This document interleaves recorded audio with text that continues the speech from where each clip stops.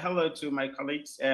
Obviously, that is a very terrible situation to be in, especially coming from a party that is known as a due process, party. And we just recently published a paper that actually looked at, the relationships, within political parties. Internal wranglings is one of the key issues that actually happen to political parties all over the world. But that is one of the key issues that actually take parties to a position.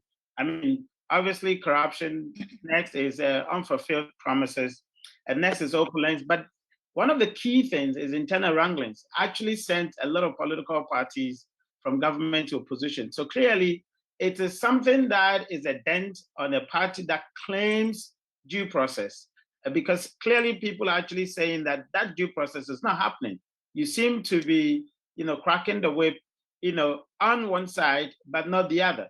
And the party's response, as Dr. Ali Disedi actually mentioned, wasn't that enough to prove that indeed they have been fair in the approach that they are taking. So it's a very serious case for the NPP, and then of course they should understand that agency, theory actually happens in political parties.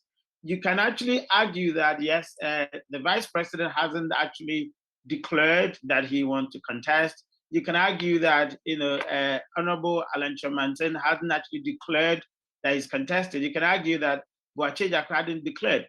But of course, agency, you have the agents, coming out and then demonstrating that indeed the intent. And the vice president hadn't actually, disproved it. He had actually gone on to put up actions that suggest that indeed he's contested. Have you taken any action against his supporters or him? No.